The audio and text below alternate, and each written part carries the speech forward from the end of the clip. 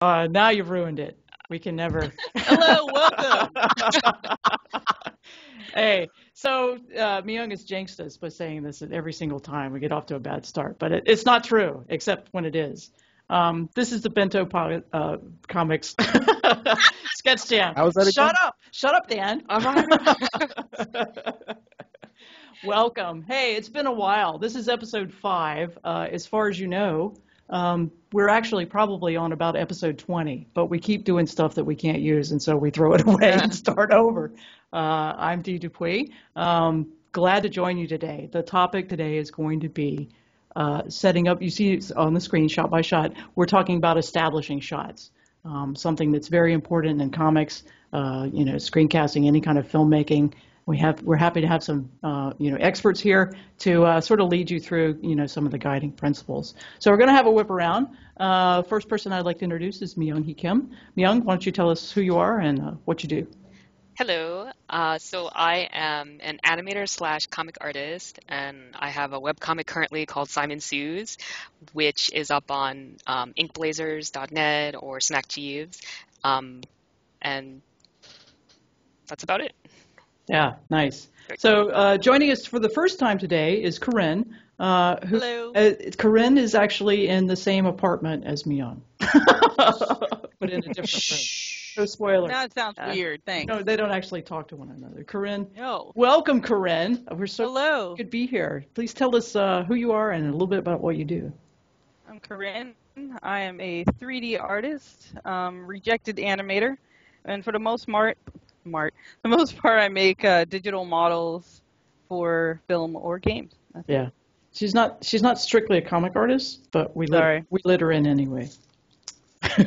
That's low standards. Yeah, Oh. so she'll rise above. Sorry, I love you. Don't listen to them. Oh, it's Tacto. Let me They're introduce you. bullies. I know. No, we're not. We're nice people, really. Yeah, anyway. Hey, you're not allowed to talk. I haven't called on you yet. Come on, there are rules. All right, Tacto.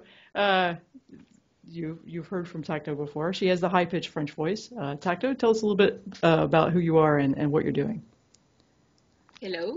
So French word. I am a Tacto, and I draw a Oh my God. called Inner Edge. Doesn't normally talk like that, but whatever. Yeah, It's so- on the persona.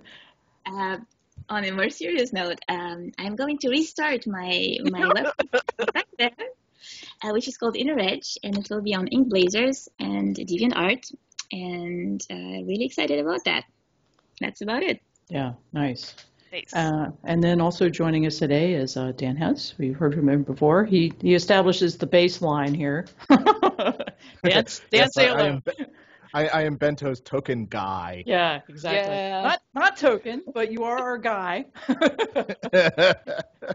You also live I am the creator of the comics Angel Moxie, Realms of Ishakaze, and currently Weesh, which is over at weeshcomic.com. Yeah. Dan has recently moved over to Inkblazers as well. We should talk about Yeah. Inkblazers at some point. Yeah, I'm putting Realms of Ishakaze up there since how the old site went away. Yeah. IP. We like Inkblazers. It's pretty cool. And Myung has been there for a while.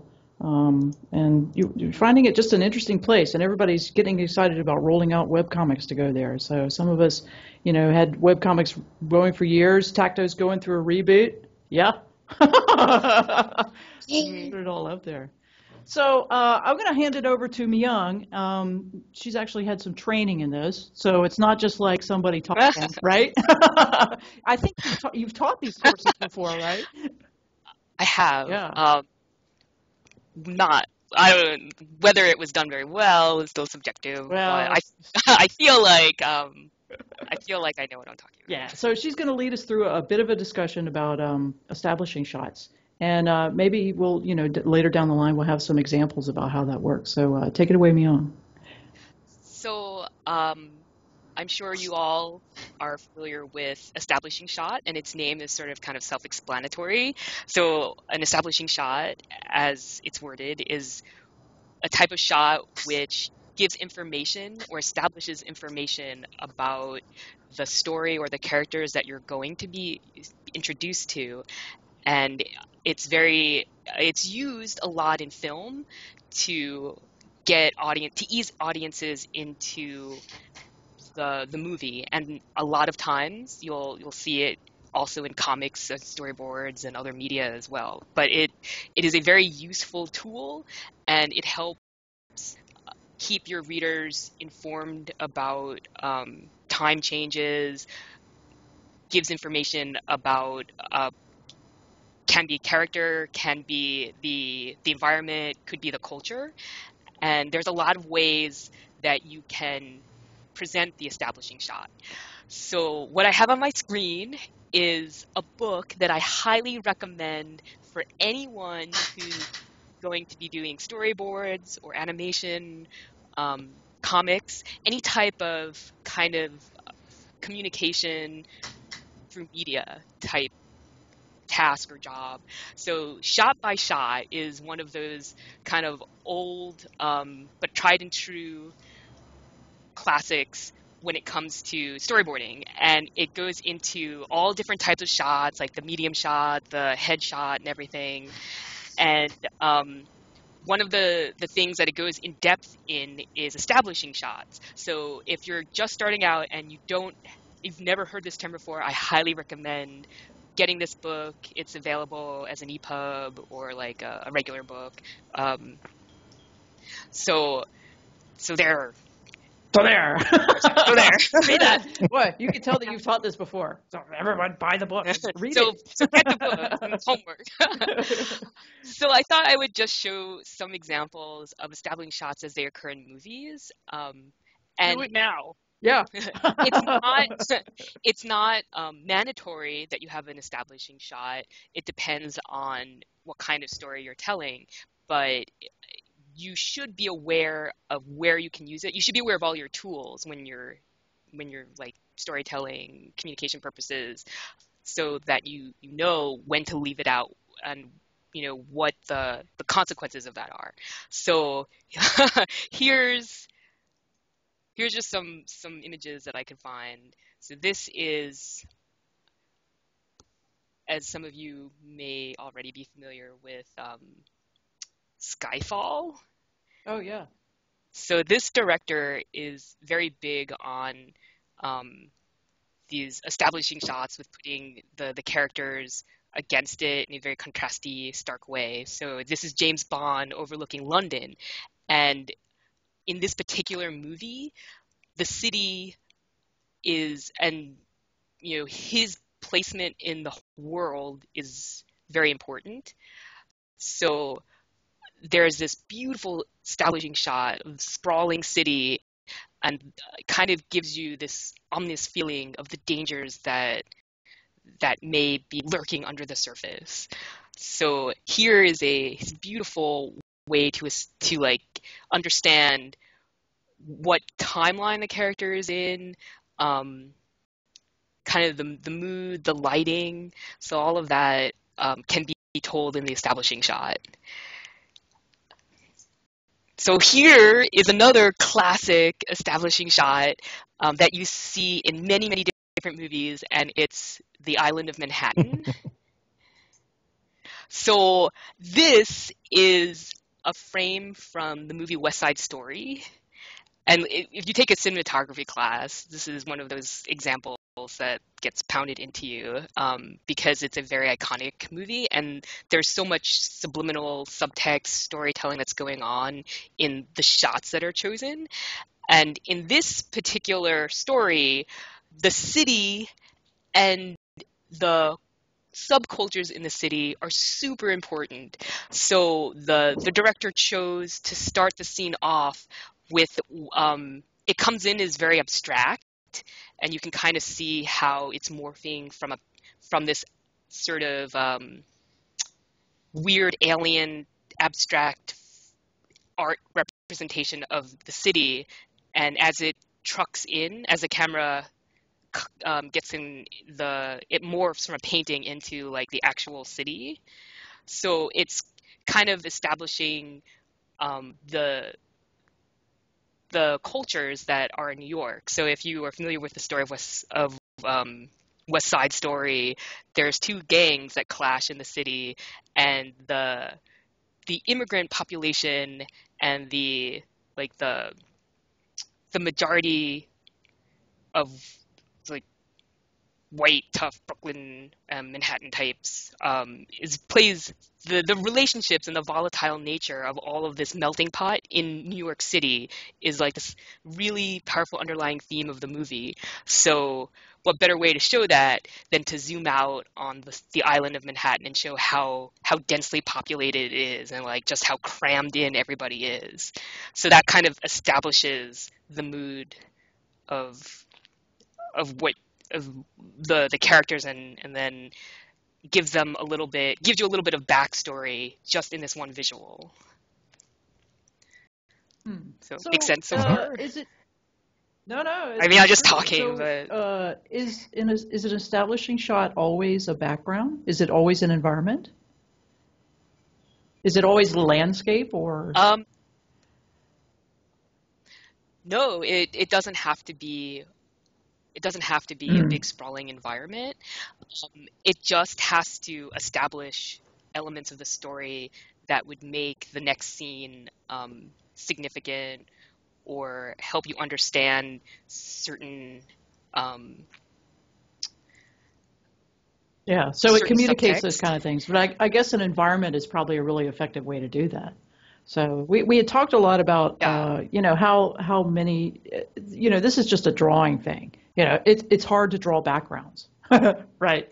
So many people avoid them because they're hard to draw, and you can spend an entire weekend on one panel, right? But if you think about, sort of bang for the buck, as far as getting across the mood, the setting, like you say here, the idea of showing, Manhattan as this dense sort of, crucible of violence or this kind of thing, one panel may be worth it, right? To do this kind of, it not only sets, it sort of bases the characters, it grounds them in reality, which, instead of this sort of free-flowing kind of, stereotypically manga-esque white void, where it's just a bunch of people moving around in this white landscape. Right, exactly. But knowing the purpose of the establishing shot can also help inform you on when not to use it. So, for example, if you are, like Alfred Hitchcock did this a lot, where he would not put an establishing shot in to disorientate the audience. So he would leave out crucial pieces of information that you would have to piece together as the scene went on, like where this person is, why did they wake up in this strange environment, and as the camera starts moving around, you see certain clues and pieces of evidence. So there was this one movie that I remember seeing, and I don't know why this popped into my head, but it was called Dark City. Oh yeah, that was a great movie. I don't remember if anyone. Yeah. So if you remember the beginning, he wakes up in, I think, a bathtub, and he has no idea what's going on, and there's no establishing shot for that particular scene. So you're just kind of thrown into here, and it's sort of like a developing mystery. And the absence of an establishing shot helped to give this sense of suspense and dread. Yeah. And then they would show like sort of close-ups of pieces of the room, like a goldfish on the floor or broken glass, and there was no establishing shot. It was just these sort of micro shots, and then you had to piece it together. Like as he was filling in the blanks of his memory, and you were there right with him doing it. Yeah. So you were not that audience overview, watching this play out. You were right there with him, rediscovering his memories. Right. So understanding what also to omit from your establishing shot is just as using it deliberately, I think. I think practically speaking, you could grab any graphic novel or any page of a comic, and the first panel is an establishing shot, right?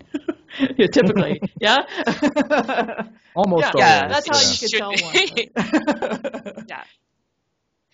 Right? Right. And again, like you said, or you asked earlier, it doesn't have to be an environment. So if you have a very quiet, character-driven piece, it could just be trying your first shot or your opening shot could be something that establishes the relationship between whoever your characters are, their dynamic. So it doesn't have to be a huge detailed background with dense information. It could be just how the characters are seated or positioned in It's relationship worth to each doing the other. research on that because it really does, particularly in a comic that has, so I'm thinking of Simon Sue's and the discussions that we had about that, about having the environment be a separate character. Yeah. So it's almost like the city that these people are in, or the various cities that they're in, this is another character in the story. So it's important to have them, moving through this and interacting with this environment in a meaningful way. Yeah. So I have some examples of some establishing shots or lack of that I had Let's do it. in my comic. All right. And then I figured that we could go around and everybody could share a little bit of their experience with it, Yes. with establishing shots. Yes. So here's one. Oh my God, so many pages. Find it. So here's one, which I opted for kind of wide angle expanse, and I wanted to elicit kind of a very strong visceral emotion. So I picked a graveyard, and I had these characters in the background, and I wanted to establish the relationships among the characters, and using the backgrounds to help do that. So, the female character with the braid is in close proximity with the man in the wheelchair. So you can tell that they work very closely together and they're a very personal relationship. And then there's another man who's over the hill in the background, and he has his back turned to the camera. So he's in his own world, and he's not so closely personally connected to the other two characters. And then there's all other kind of graphic rules that you have to consider when you're doing the establish shot, like rules of thirds. The rule of thirds, where you don't want to place the focal point of your shot in the center, directly in the center of your scene, because it sort of cuts off movement and flow, graphical flow, which makes for a very boring composition. Wait a minute. Rule of thirds. So Who's heard of that before? Because I haven't. I've heard of that. Oh, okay. Well, so isn't it true, though, that when you want to focus on something, you move it more towards the middle, or Not like in the necessarily. center, or no? How does that work? It depends on what kind of has to be emotion slightly off center. Corinne, don't move your head. We told you. Your headset is It's crap. it's to create an interesting shot. Sorry. Oh, keep going. Yes, sit here. Yeah, am I still breaking up? A little bit, but keep going. Aw. Well, I guess it's this principle to create an interesting shot. Like, whatever it is, it cannot be, like, dead in the center. Even if you look at, like, newscasters, that's the simplest example. They're always off to the side or slightly off to the center of the camera. And it's just to establish, like, an interesting shot. So you're saying that gives it more movement or more it makes it more dynamic. Yeah. Dynamic. Yes. Okay. Sometimes you can put it directly in the center, and that actually counterintuitively makes people a little bit more uneasy, or not necessarily uneasy, but it's something that Wes Anderson does with his films, where everything is very centered and symmetrical in almost every single shot, and it just sort of gives this unworldly, odd quality to all of his shots. By stripping that movement out of it, or why? By just centering it. I mean, it's one of those things where it sort of feels that way to you. It's not necessarily that you're necessarily cognizant of it. It just feels weird. Well, so let me unpack this. I mean, you would think, especially in making a film, that you would point your camera at the thing that you want to show. So, but what you're saying is that it creates a very artificial and clinical type of shot where everything is perfectly symmetrical, dead center. So I guess, it's particularly for a comic panel or some other, we know that your eye tends to track across a page in a certain way. So, in cultures that have languages that read from left to right, you have a tendency to start at the top left-hand, quadrant, right? And then sweep down. Your eye is sweeping down. So if we look at the panel that's on the page, you might start there, and then you've crafted this illustration for us to sort of sweep our eye down and then to the right, like you would read the language. And I guess the reason that you gave this old guy a black blanket is to get your eye to stop there for a minute, right, before you move on. So. Right. And have him stand out against what's so essentially if you a gray. had put these two figures in the exact middle of this panel, you would not have had the experience of having your eyes sweep across here and sort of experiencing the environment before you got to the main information of the panel. Right. Well, that's definitely one function of keeping them off center, is to have that eye so it makes it more movement in dynamic. the eye. Very cool. Okay, so then I have another example of when you might not want to have an establishing shot to just throw you into the action. So here is a chapter where I just started with no, man, I worked so hard on the sound effect. It took forever. So I didn't want the reader to know anything about what they were going to be thrown into, and I wanted information to come out very slowly and very suspensefully with a lot of tension. So I started, what I'm trying to convey is this like a dark black room, and then slowly the character's face is revealed as if the door is opening, and that's hence the creak sound effect. And then as the page progresses, you see more action, and I deliberately left out what the character is looking at, so you just see their reaction, and then you can focus more on the character's facial expressions, and that's actually more powerful when you see a character reacting than what they're reacting to. So that's kind of like one of those rules of cinematography. If you have somebody yelling at somebody and the voice is coming off screen, but you focus on the character's reaction to them getting yelled at, that's actually more powerful than showing the person doing the yelling. Because you're allowing the reader to experience that. Oh, so yeah, it's more. He's not laughing here, right? Because it says "ha ha." No, it says "ha." Oh, okay. Well, it's breathing. Am I the only one that thought that? Okay. Yeah, well, it's a sound the expression on the face helps. Okay. All right. I would have added an extra H in there or something to make it ha or something like that. Okay. Never mind. Minor quibble. Point taken. Yeah, I know. Ha ha. We've had that discussion before. I think I would have had the same reaction. Internet's slow. My image is lagging. I still see clop clop. What? Oh, your internet connection is not good.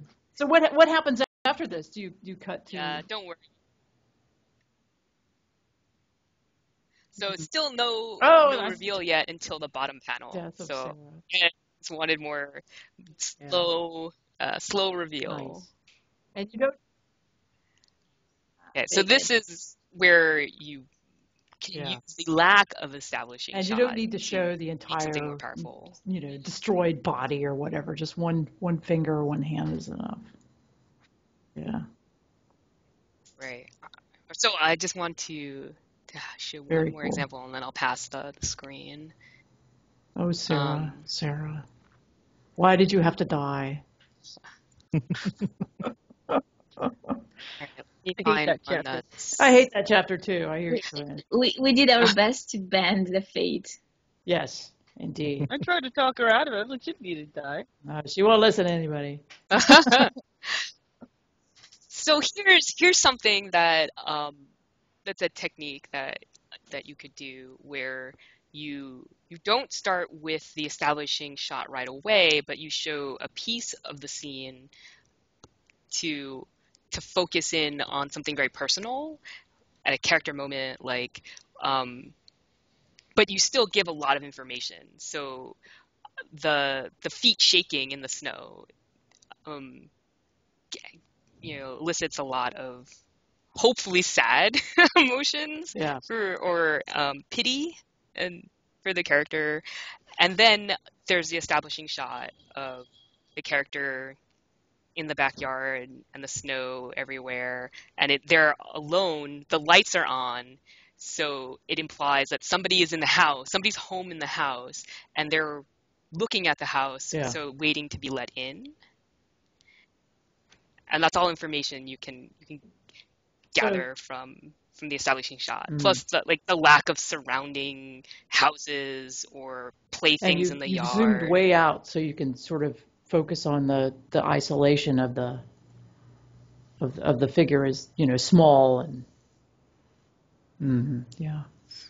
Yes. I put a tire in the back. Crappy tire. Just junk. Yeah. Just so junked there's right there's a lot of information communicated in But these also, two panels, right?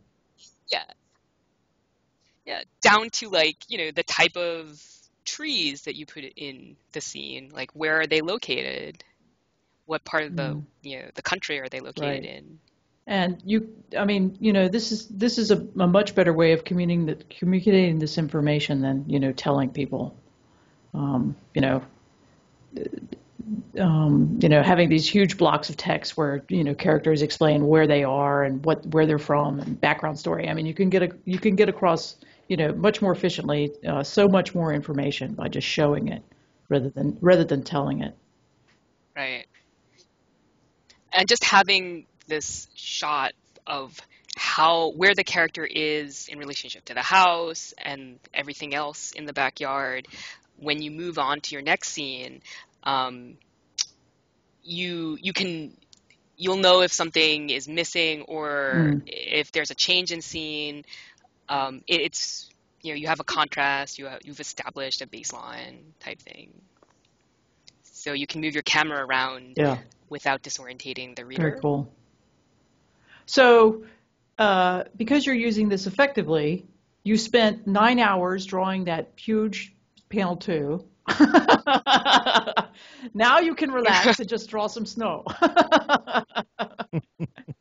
Yeah. Now I can draw a polar bear. That's good. Polar bear snow. Well, yeah, a lot of people, and I have this problem myself because, drawing these backgrounds is very time consuming. So, it's like a lot of people want to avoid this because, you don't have to put it in every single panel. I think we've all seen comics that are just really kind of overloaded with a little bit too much background information. You really do want to focus on the character. And if you have an effective establishing shot, you know where your characters are in relation to each other, where they are in their environment. You have some sense of the mood. You don't need to do that background every single panel, It's not like you're avoiding it. You just don't need it. So, focus where you need to focus most effectively.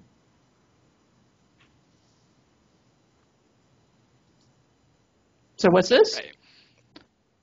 Okay, so just another establishing shot. Gorgeous. Yeah, it's beautiful. So you just have establish the weather, establish character relationships, and then establish, even by the type of building that they're at, what kind of personality they have. Yeah, good. So those are gorgeous. We've lost Corinne. That's I'm fine. back. Oh, okay. It'll call you back, so don't worry. I don't have to do. Yeah, no worries. Oh, okay. Skype will take care of that. Yeah. Yeah. Just jump in when you get the call back. We'd like to shoot. All right. Who would like to share Dan, something? I'm going to just call on you. Dan, bring us something. Share the screen. All right. Let me see if I can remember how to switch. Give us your establishing shots. This will demonstrate to you because Dan has a completely different style. And what are you showing us? One of your long form or one of the strip comics? I am sharing, since I have Realms of Ishakaze stuff going on, going to show some of that. Because I had to collect everything so I could start putting it up on Ink Blazers. Yeah. So the idea is that, this sort of thing translates across styles. It's not, married to one particular type of long form or one particular type of art style. It's a principle that is established across any kind of style, which Dan will demonstrate for you. Yeah, and with Ishakaze, the land itself is almost as much of a character as the actual characters, just because it is a game world and they all interact within it and with it. Mm-hmm. So pretty much all of my chapters in Ishakaze have establishing shots of some kind. I don't think I even really leave much to the imagination when it comes to that. But like in this case here, everybody see this okay? Mm-hmm. Okay. Yeah. So like in this is like right after the previous chapter had a humongous war and left the city that our heroes live in disarray. So imagine this something kind of like a long tracking shot where you start zoomed out over the city, sort of move in until you finally reach the pub where our heroes lie. Where they actually lie to each other, or where they sit. Okay, let's just clear that up. I mean, this is the pub, but I mean, those guys look like what? They have to be under 21. Well, that's part of the joke is that the dwarfs in this game look like kids, so people choose that class just because of the fact that they all look like kids and they act the part. Corinne would be carding them right now. I'm thinking of that scene from Hot Fuzz, right? You, what's your birthday? What year? Every year. You're 37? Yeah, so you smart aleck, even with my transitions, I'll still have establishing shots, even if it's just clouds. Just so you can say, yes, you're out in the middle of nowhere, you're zooming along, and everybody's on the ship itself. And then we finally get to the land that we're going to, and I have establishing shots just to show that, yes, it is a rock floating in space with greenery on top. Yeah. So would you say that your establishing shots are even more critical because, Myung's comic is set in reality, so it's contemporary, right? It's set in a 3D world. Yours is set in a fantastic sort of game world. So I don't know, is it even because you have to create everything that you can't rely on the fact that people, know what the post office looks like. You have to draw it. Yeah, people aren't necessarily familiar with the situation that the characters are going into, so that you have to have those establishing shots to set up, okay, this is a foresty type place. They come to an area and it has to be a crater. You don't see that in normal life, so you have to have the establishing shot to show the crater and the little creatures running around inside it. Yeah. Very cool. And, as I say, a completely different sort of flow, completely different story, but the same, principles remain. Yeah, I mean, the definition of what you can make into an establishing shot is pretty open, so it doesn't have to be like one specific even content. with these little demon babies down here, I mean, though that's adorable, but it's a great establishing shot too. Or they're lovely until you start fighting them, then they get vicious. Well, sort of. Dan, I had forgotten about this comic. Fighting them. Dan's PG-13 rated comic. Very cool. Huh. Yeah, nice. So establishing shots. Tacto, what do you got for us? Okay, so let me show you things that you should not do. Oh, be positive. Tacto and I get to okay. tether Well, the other end of the that's spectrum. Not just Tacto and you. I did it too. Okay, you guys Corinne, will you see. can join us over here on the deep end. Yeah, sadness. Or maybe I should say the shallow end, the kiddie pool. Okay, so let's try this.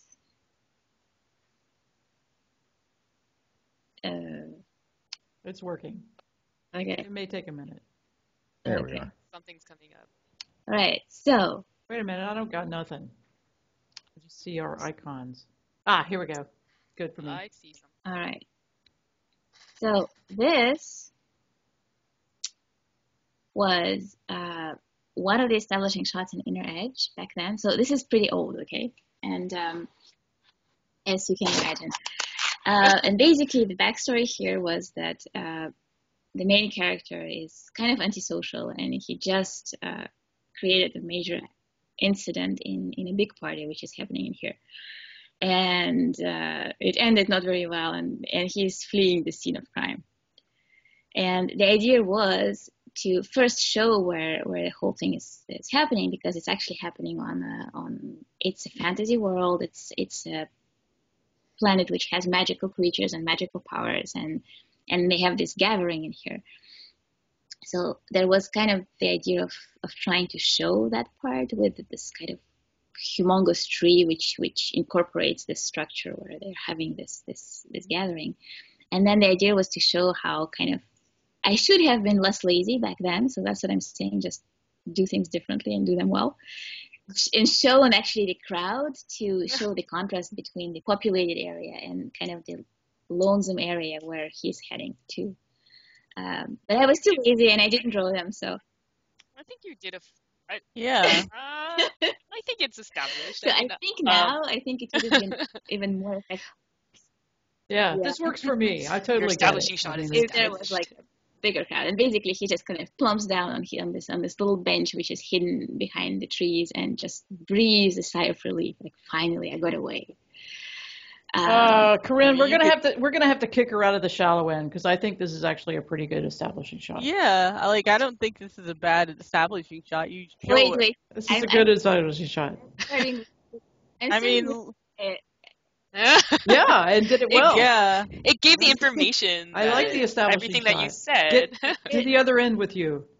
Here's the other I one. know. So that's happening earlier. So basically we have the character who just arrived on the planet, and he's on this little shuttle here. You would not know, but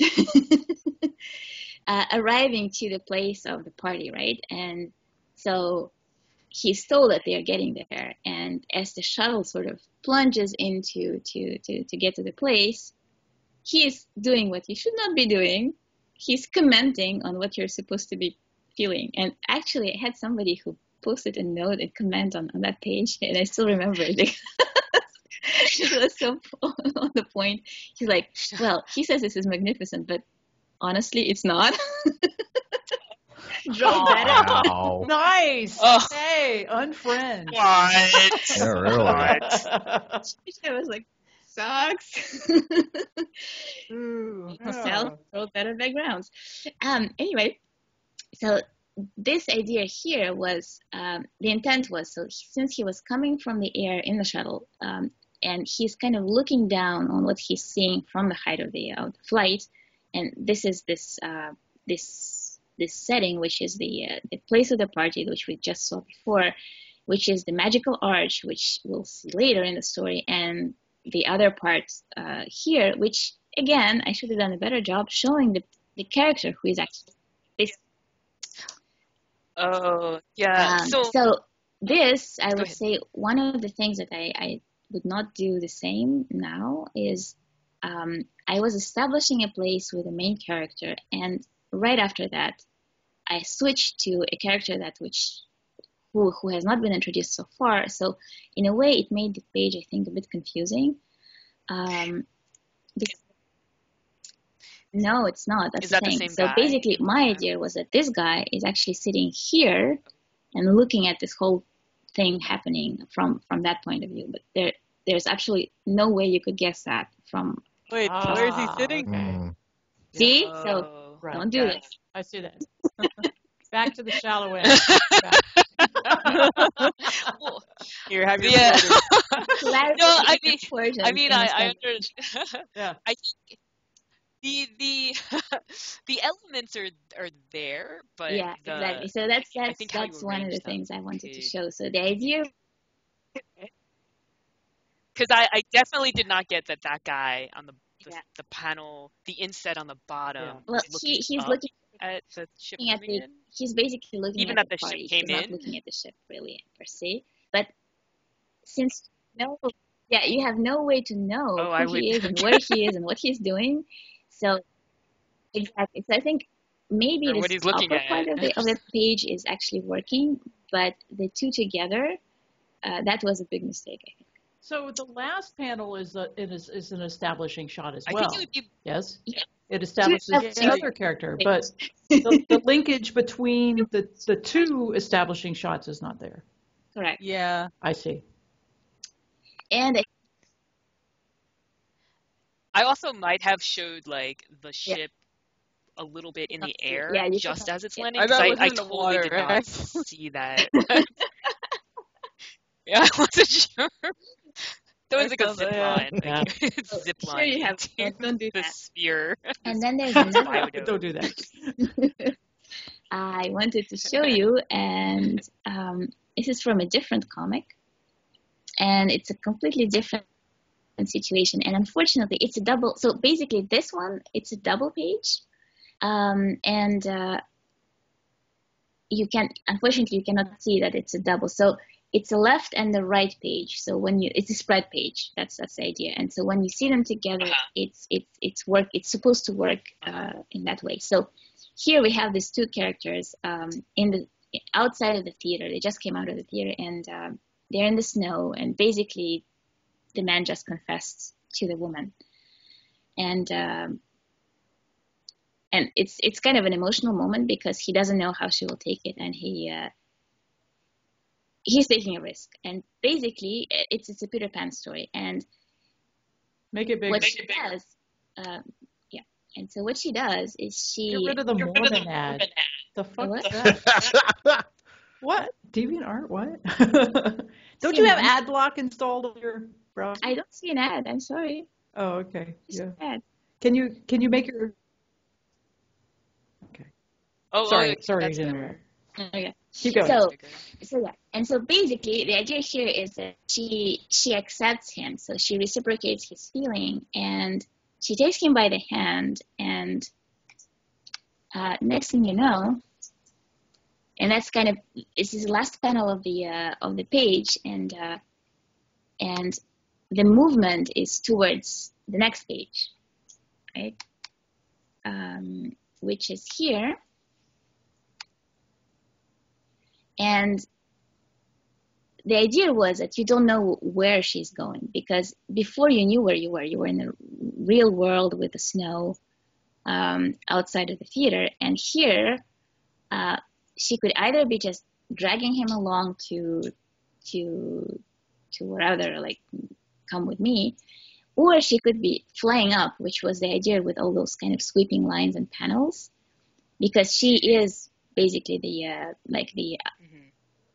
the representation of Peter Pan. And when he's asking her where they're going, she actually gives him the address that Peter Pan gave to Wendy. So this page was supposed to work in such a way that you're not sure. My page. First start to the right, and then on straight on till morning. That's the address of Neverland, actually, in the book. Right. Yeah, and is that what you're? Yeah. So he doesn't know where they're going, and you don't know either, because it's kind of an ambiguity, and in the story you don't know if she's really a fairy or if she's just a normal woman. And here you don't really know if she flying or if she's just going somewhere.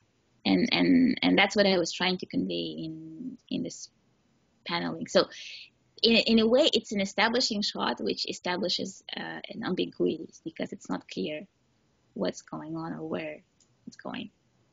I don't know if I succeeded or if it's clear what I'm saying. You lost us. My page never refreshed, so I just see this big cheesy eye. Is everybody else me getting too. the? Okay. My page has not moved. Yeah. So, Myung, did your page move? Are you seeing the second page of this? Okay, so all that stuff you said, we don't even know what you're talking about, You Tacto. should have stopped me. Wait. I thought everybody else saw I it. didn't know. I thought, yeah. I saw what you were talking about, which was like her Okay, grabbing his let hand me and try leading him this away. again, So I thought that's what you were because, talking about. Oh, here we go. Okay, it didn't But refresh. See this? it was just the first page. Tacto's So computer is chugging along. Hey, this new Mac should not be doing that. It's not. It's working perfectly fine. I don't know, For maybe- you. Maybe it's DeviantArt. Do you see this page now? I do. There we are. Yeah. So that's it. So this is the second. Yes. This is the right Yes. part of the spread. And so you remember the last panel of the previous page was she's taking him by his hand, and then there's a sweeping movement from lower left to the upper right, which was kind of supposed to suggest maybe a flight, but you're not sure because the background is undefined. Right. So it may have been more successful if you don't get the sense that she's sweeping up into the air. So if you had drawn a city back there or something. But you don't know. That's the thing. You're supposed to not know if she's going into the air or if she's just walking. Well, you don't know. Then it's And a I- success. Shouldn't you know? I mean, So you should know. yeah, I mean, do you not want Yeah, to right. know? Then The you whole shouldn't story, include. the whole story is that You shouldn't include the that city then. that's the question. He doesn't know, is she really a fairy or is she a real normal person? And the decisions he has to make is sort of they're dependent on what he believes or what he will believe. And so that's what I was going for. But that was my part. I'm still trying to puzzle my way through this, but that's okay. It's supposed to be ambiguous. Okay. That's the point of this. Yeah, but what's the difference between deliberately ambiguous and not being clear? Well, if that's your purpose and then that's where your aim is, then it's a success. Okay. But if you're trying to show that, yes, she is flying up into the air or something like that, then... Yeah, that's not what. If I wanted to do that, then obviously I would have put like the skyline down somewhere behind her so that you would know. Yeah, but I mean, okay, keep going. Sorry. no, the whole idea was that you don't know. I feel that Yeah, so- Tacto's still pissed off about the end of Inception, you know? There were So I would. clues though. He's a There really- are clues in Inception. Corinne, you're breaking up. Stop moving your head. Corinne, we established sorry, that Corinne's. Where did you get your headset? You were just walking down the street, somebody threw it out the window and you caught it? I or- got it from Andrew because my little fuzzies on my headset are messed up. Okay, now you sound okay, so just remember not to move your head. Okay, I'll just keep looking straight and I'll just move my eyes and I Nice. can see the Just screen. move your There eyes. we go. Yeah, just blink once if All right. you like Well- Tacto's ending. Blink once if you think the ending for Inception was effective or not. I'm blinking once, everybody, Okay, just to okay. let you know. Good. So, Corinne, you've got something for us, yeah? Yeah, all right. I thought you were going to go next. Oh, well, I can, but go ahead and go. No, yeah. no. I just found out how to share the screen. I forgot. Is it view, right? Huh? How to share the screen? So, there's a... There should be like a little plus Ah. icon next to where your Yeah. mute mic button is. You have to press it. Click it. Oh, okay. See it? Something's You happening. moved your head again. Stop moving your head. Yes, it's We need to coming start the fun to get you a Yes, new see headset. it? Send your donations to BentoComics. in. Yeah, yeah, we can see it, It Corinne, might but be you're My breaking little up. monkey man. Huh? She may not be able to share screen and talk at the same time. Oh, okay. Yeah, I think she has Wi-Fi on, and Yeah. she's in like 2 rooms. Corinne, you don't have enough bandwidth to do this. Sorry, Corinne. Yeah, sorry, Corinne. Okay. I like this We'll 3D thingy. Paste you in later. How much? Paste you did it in post. Yeah, you can't share the screen. Sorry. We'll do it in post. You can talk or share screen, but not both. All right. Yeah. Okay. That's too bad. The screen hasn't even come up Oh, for me, no. so you know. All right. Yeah. All right. I'm gonna take the screen. Yeah, I haven't. Aw. Next, boring. Wow. So can't you? Did she have to come in via Wi-Fi? You guys don't have. Yeah, sadly, because she doesn't have a Okay. cable long enough, and there's no way. We'll work on those don't have any, technical like, improvements. holes in the So wall. you should get a drill and put a hole in the wall. We'll If- make you holes if- when we. Yeah, when we get over there for artist retreat, we'll be making some holes in the wall. Yeah. Now we have a reason. All right, you guys see my screen? Okay. So Still loading. Yes. yeah. Okay. Okay. So I thought that I was the reason why we picked this today because my establishing shot. So, yeah, my thumbnails are terrible, so I'm going to show you what you're looking at here. But, I like to run them by the group because they can help me out because they know how to draw and I don't. So, Eyes. these are the thumbnails for a little story that I'm working on, a little 8-pager that, So I work them up and then I get Myung to massacre them. So I insist that she work in red pen.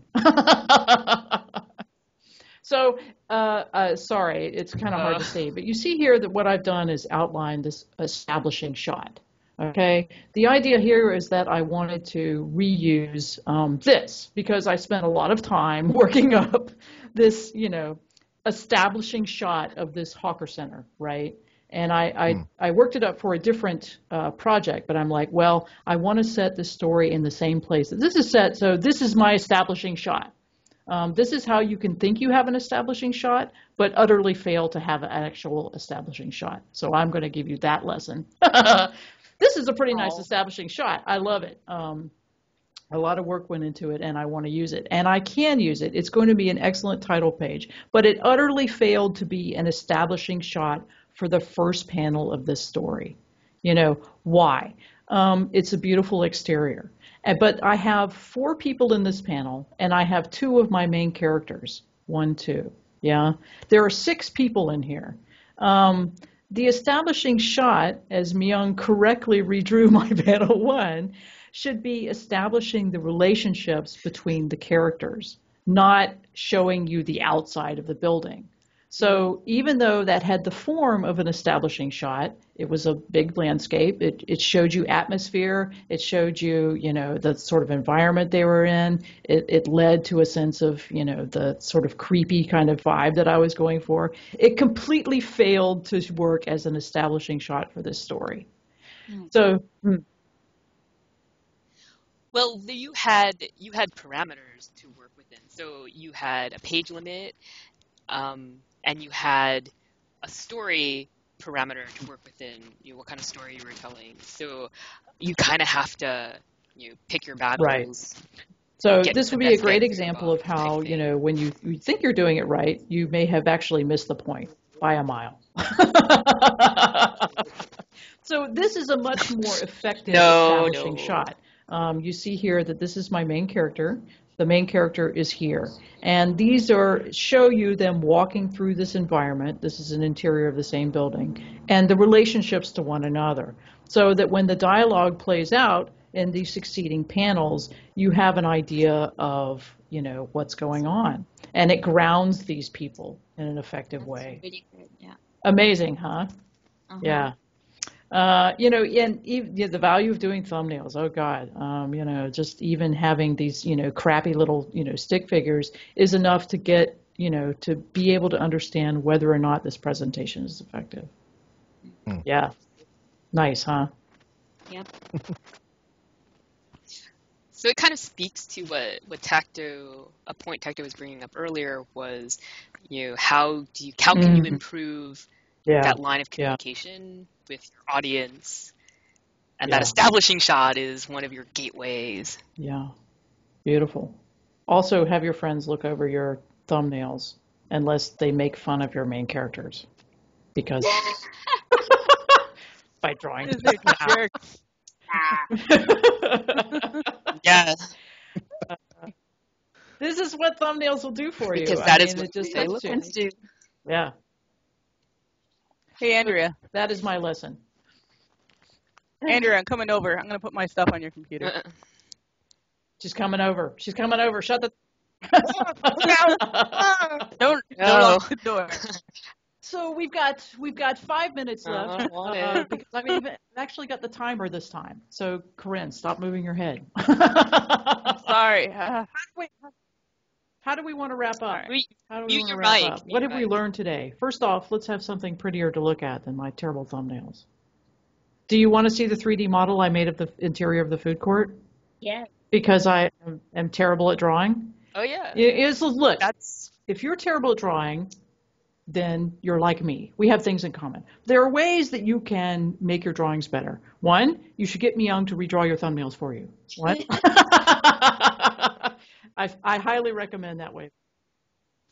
Two, I have a whole fan. I don't Yeah, know. and her email That's address solution. is Myung at.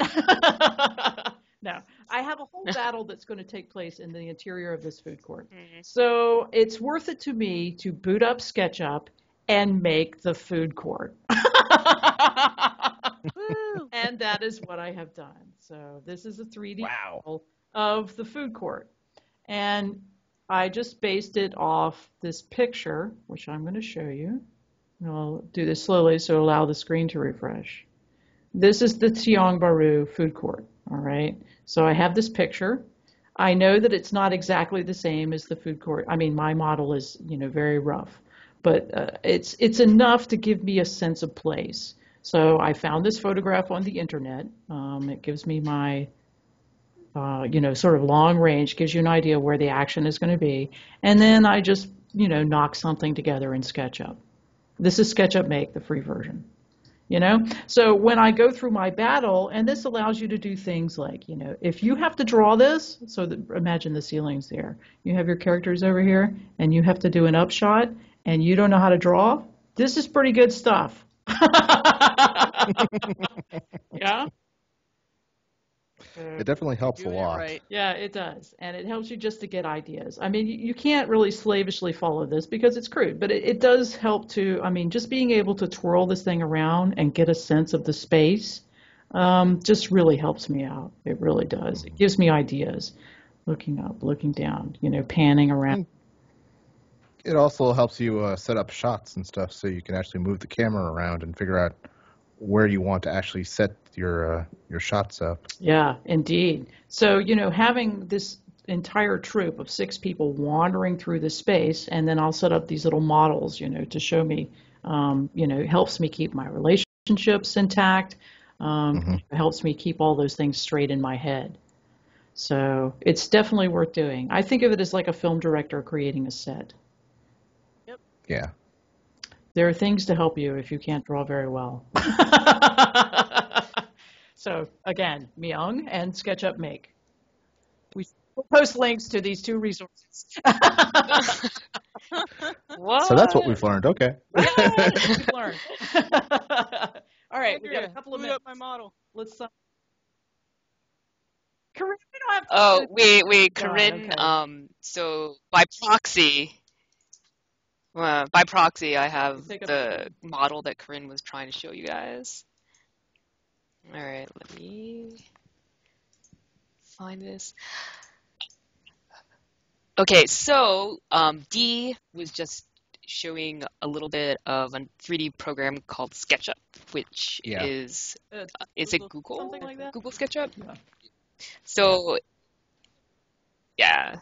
So it takes 3D models and puts them into a 3D environment, and you can set up cameras and build your own models or import models that people have already created.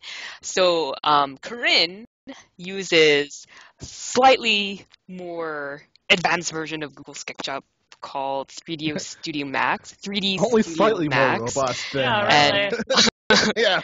Like Pixar and stuff. Slightly so. robust.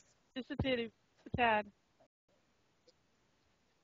So Oh, that's great. My is this window's loading. I'm the gonna say it is. file that you? The camera is fixed on that one, but if Okay. you could just put a default camera in there real quick, and basically, as a 3D modeler, I always have to have establishing shots, or else my environment will look very boring. I can light it and texture it so it can be beautiful and perfect, but without that establishing shot, it can just ruin the whole scene. So the one thing I do tell my students is that there is a difference between 2D and 3D, and the one thing I do like about 2D is that you can sometimes cheat, and you can sometimes mess with your perspective a little, and it will work for that scene in a 2D environment. However, with 3D, if I have too much of an extreme shot, it kind of just makes the world look too skewed. Hmm. So, I can see it. So Corinne, the original camera that I saw Corinne had this path, which for me I felt like that was the focal It draw was of in the middle.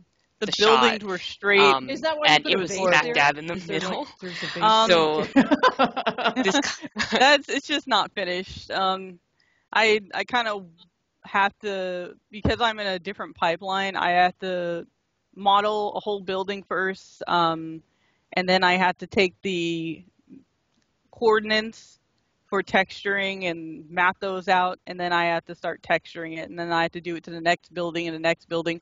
So I'm kind of working my way back. I used to make my whole scene, and then I realized that was totally useless. So now I kind of just block everything out, and then I put placeholders in some things. So that little vase thing is actually a part of a railing. Oh, okay. So that has to be duplicated several Nice. times. Yeah.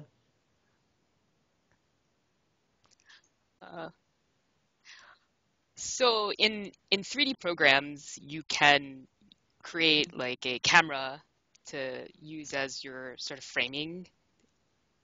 And in this program, you can play with what's supposed to simulate realistic camera focal lengths.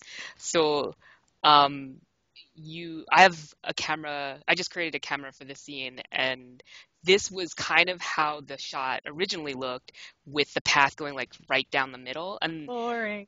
this kind of harkens back to the conversation we had earlier about the rule of thirds.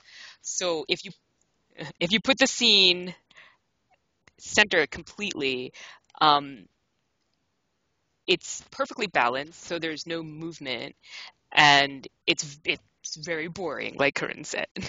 So the rule of thirds, which you can break the rule, you can interpret it any way you want, but the basic understanding is that you split up your scene into 9 sections. So here, and then up and down. I wish I had like something to draw on here.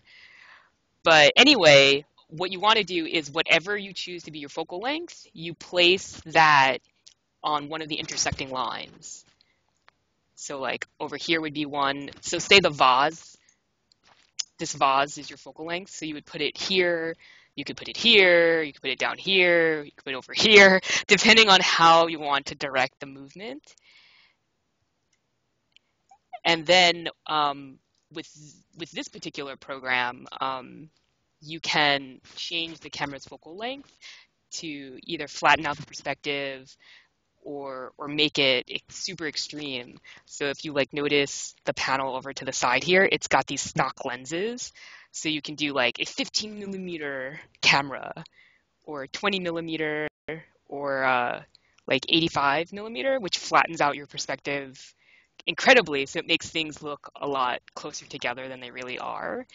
And all of these different lenses elicit a particular motion, psychological response from your audience. So just choosing, the focal length of your scene can be super important too. And sometimes it's stuff that you do organically, like if you cheat the perspective when you draw, so that you can have sort of fisheye lens, or your character is closer up in the scene, and then the background is further away, to push them further apart for isolation or for claustrophobic feelings. That's all playing with the focal length of the camera. And that's something that you can work in We with should your do another establishing shot as podcast well on camera to moves. set the mood and the atmosphere. And bring in some examples. So this is gone. I don't know what you're talking about. So this is very complicated. I think we should do another podcast on this. So no, I've read a little bit of it. I read shot to shot, so I have some understanding of that. But I think that filmmakers are not the only people and 3D modelers are not the only people to use this. I mean, it's very effective in comics. Yeah, Yeah. The camera kind of is what makes the establishing shot. It's like if you were to take a camera and put it into your comic, it's the same principle. It's just that you get to create everything on your own. You get to skew things on your own. Like, unfortunately, I can't cheat as much, which kind of sucked for me, because if it's not there, if it's not working, I have to change it. I can't skew anything. I can't go into Photoshop, highlight something, stretch something. I have to fix it. So I actually like 2D when it comes to perspective a little bit more than 3D. The only good part about 3D is, the easiest part is it's already there. Yeah, and then you can choose the angle or the focus that most effectively gets across your message, right? Exactly. Rather than just struggling with creating the perspective. Yeah, now I have to make my lines, establish my horizon. Yeah. Maybe this would tie in with some sort of maybe just like a brief podcast on perspective, which makes people's eyes roll up in the back of their head, because traditionally the books that you've gotten that explain this stuff to you are terrible, absolutely boring. But when you can see something like this, it really brings it home. Yeah. Gives you that sense of place, which everybody wants in their comic. You want we're talking about this too, how to make your comic immersive so that people are immersed in your world and your environment and your story. And, having these kinds of environments and these, establishing shots and having your environment work with you and with the characters to get across your message, very important, very important. Brings a lot of involvement, I think, to your world. So that's a great shot. Yeah. And that would be hard to draw out of my head, because it's, it's a worm's eye view, it's an up angle. If I just chummed even these crappy 3D models that, are in SketchUp, that's enough to give you a sense of what's going on, right? I don't want to malign SketchUp. They're very nice models, but they're not very detailed. You don't need detailed. You don't need to, you're not tracing, you're not copying. You need you need to expand your mind into the kind of things you can see. So, very cool. Very cool. Wow, this was a good discussion. I learned something. Okay, so this is just nice, Corinne. I wish you had just a small Wi-Fi, insight into what Corinne does. You could get Myung to demo all your stuff. Nice. I don't know. She didn't look really happy when I came in the room. You should do kind of a Vanna White sort of situation and have her.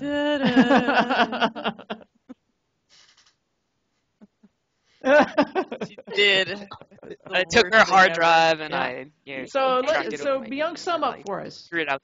What have we learned today?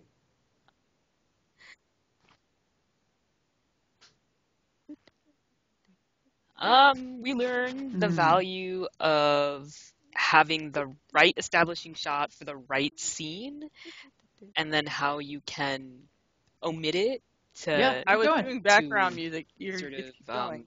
Yeah. Corinne. Hello. Corinne. Educational background. Make her go. Leave the room. Oh, is that your background? I am. Okay. I am left the room. Damn it. I know. So how you can omit establishing shots to have a certain to play off of that sense of insecurity and disorientation, because you use establishing shots to let you know where you are in the environment, timelines, time frames, and then where you are, where the people are. So without that information, you can create deliberate uneasy feelings. And then we learned about how to set up. We talked a little bit about how to set up an interesting shot as far as positioning, rule of thirds, perspective, and then how to use 3D software to facilitate giving you inspiration and facilitating creating this establishing shots for different media, for film, for camera.